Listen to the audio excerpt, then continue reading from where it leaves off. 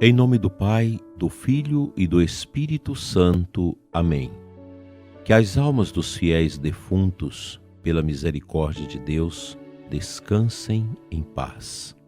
Meu dileto e amado ouvinte da nossa Diocese de Formosa, das diversas paróquias e comunidades da nossa bonita Igreja Diocesana, tão grande, tão extensiva e tão corajosa como tem sido através dos seus sacerdotes, diáconos, religiosos, lideranças que na catequese, na evangelização, em tantos outros serviços sociais, na pastoral da pessoa idosa, da criança, os nossos irmãos vicentinos, os serviços sociais das nossas paróquias, têm dado demonstração desta unidade com o corpo místico de Cristo, que é a Igreja, nesse serviço humilde, oblativo de evangelizar.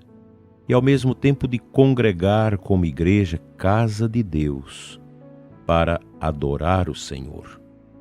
Quero agradecer a Deus pelos nossos sacerdotes, que durante esta quaresma estão organizando as confissões dos fiéis nas diversas foranias da nossa diocese. Como tem sido positiva essa atitude dos padres de se colocarem à disposição dos fiéis para a reconciliação com Deus através do sacramento da confissão. Isso é quaresma, é viver essa volta a Deus, essa acolhida à misericórdia de Deus. Agradeço também a você que nos acompanham.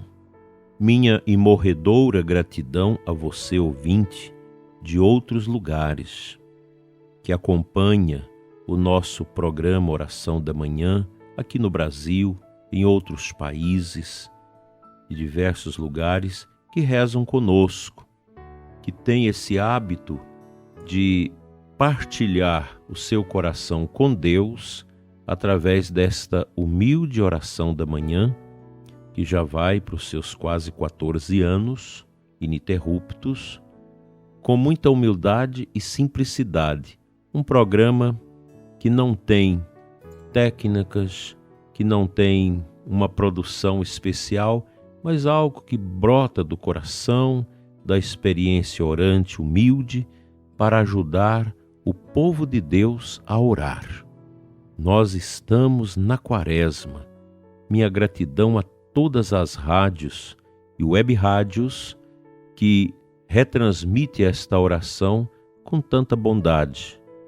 Tantos ouvintes de diversos lugares, lugares mais longes, mais profundos da nossa nação, onde as pessoas rezam conosco de manhã. Isso nos dá a certeza desta alegria de vivermos esse corpo místico de Cristo, a Igreja, nesse tempo de quaresma. Nós temos a grata satisfação de contar com o pensamento do cardeal Sara, homem extraordinário. Todas as obras, discursos, escritos do cardeal Sara, você pode ler com toda segurança que vai fazer bem à sua alma. É um homem pobre, humilde, um africano que viveu as mais terríveis experiências de dor e sofrimento, mas que tem uma alma generosa que, muito íntima de Deus, traz a nós esses beneplácitos de Deus que são revelados no seu coração. Nesta segunda-feira, nós vamos meditar os números 167 e 168 do livro A Força do Silêncio. Muito interessante o tema desses dois parágrafos. O silêncio de Deus é intangível e inacessível. Mas quem tem vida de oração sabe que Deus ouve da mesma maneira que ele ouviu as últimas palavras de Cristo na cruz. A humanidade fala e Deus responde com seu silêncio. Como entender os longos anos da Shoah e o abominável cortejo dos campos de extermínio, como Auschwitz, Birkenau, onde pereceram tantos judeus inocentes. Aqui ele está referindo ao tempo da Segunda Guerra Mundial. Como compreender o silêncio de Deus? Por que Deus escolheu não intervir, então, quando se massacrava seu povo? Hans Jonas, filósofo judeu-alemão, tentou responder a essa dolorosa pergunta em seu livro O Conceito de Deus após Auschwitz. O que Auschwitz acrescentou ao que sempre se pôde saber sobre a horrível quantidade de danos que os seres humanos são capazes de cometer e desde sempre têm cometido com outros humanos? Hans Jonas, naturalmente, põe Deus em causa. Deus deixou-os agir. Quem é esse Deus que pode deixá-los agir? O Deus Todo-Poderoso não interveio para impedir o massacre bárbaro do seu povo. E por que ele deixou isso acontecer? Hans Jonas diz: para que o mundo pudesse existir por si mesmo, Deus, de alguma forma, renunciou ao seu próprio ser. E o que isso quer dizer? Para dar lugar ao mundo, o infinito tinha que se contrair em si mesmo e deixar crescer assim fora de si o vazio, o nada, no seio do qual ele pôde criar o mundo. Sem a sua retirada em si mesmo, nada poderia existir fora de Deus. Podemos antecipar a sua conclusão. Ao decidir essa retirada em si mesmo para que o homem pudesse existir, Deus tornou-se, por esse mesmo fato, um Deus que sofre. Porque ele terá de sofrer por parte do homem e ser decepcionado por ele. Deus também é um Deus atento, porque confiou o mundo a outros agentes, além de si mesmo, confiou a agentes livres. Em suma, é um Deus em perigo, um Deus que corre risco. Mas então, esse Deus não é um Deus todo-poderoso. Para que a bondade de Deus seja compatível com a existência do mal, ele não deve ser todo-poderoso. Mas exatamente é preciso que Deus tenha renunciado ao seu poder. No simples fato de admitir a liberdade humana, encontra-se aí uma renúncia ao poder. Amanhã nós vamos dar sequência a essa meditação que é intrigante, porque ela é a interrogação que muita gente faz em nossos dias diante das terríveis batalhas que nós temos que enfrentar diante do mistério do sofrimento. É claro que a visão cristã tem uma tônica diferente desta visão meramente de um judeu. Mas nós interrogamos muito. As interrogações que nós fazemos são muitas. Nós, sacerdotes que estamos no atendimento ao povo, nas confissões, na direção espiritual, nós sabemos como as pessoas trazem conflitos, interrogações, dores, que às vezes cresce dentro da alma das pessoas com essa incapacidade de compreender o porquê. Por que perdi tantas pessoas na Covid? Por que tantas pessoas presas, inocentes, como nós vimos aí nesses últimos meses? Por que a morte de uma pessoa tão boa? Eu podia me interrogar por que a morte da minha mãe, quando eu tinha apenas 11 anos, e 2 irmãos menores do que eu, um com pouco mais de 3 anos. A gente pergunta, por que aquela pessoa tão bem-sucedida, que cresceu economicamente, trabalhando honestamente, devolvendo seu dízimo, ajudando os pobres, colaborando com as instituições de caridade da igreja, por que quebrou? Por que perdeu tudo? Por que se tornou pobre?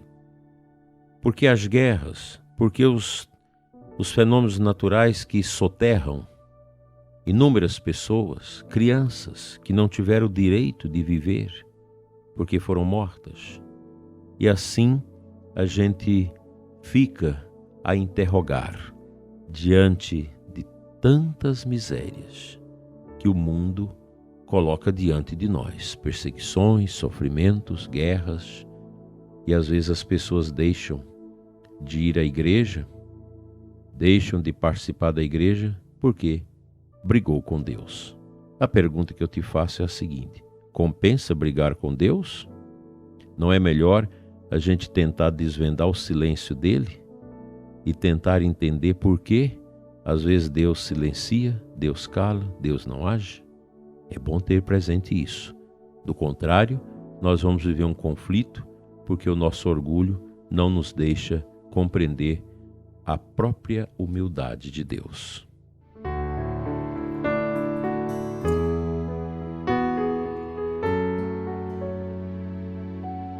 A antífona de entrada da missa de hoje está no Missal Romano, Salmo 30, versículos 7 e 8. Confio em vós, ó Deus. Alegro-me e exulto em vosso amor, pois olhaste, Senhor, minha miséria. Eu creio que esse tempo quaresmal esteja sendo vivido por todos nós nessa dimensão de aceitar que nós precisamos ser olhados por Deus, não somente naquelas coisas boas que a gente faz, mas na nossa miséria. Como nós somos miseráveis. Quantas misérias. Às vezes dentro de nós existe esse poço que arde, que nos queima, que nos machuca por dentro, que são nossas misérias, contra as quais a nossa vontade, não poucas vezes, se torna fragilizada, incapaz de dizer basta. Não vou pecar, não vou desobedecer a Deus, não vou maltratar o próximo, não vou afastar-me de Deus. Esse tempo favorável à nossa conversão, tempo quaresmal, é um tempo para que nós possamos deixar o bom Deus agir nessa lama da miséria que ostentamos dentro de nós. Eu tenho as minhas e você também tem as suas. Por mais que você busque a santidade, ainda há algo a melhorar dentro da sua alma. Vamos fazê-lo.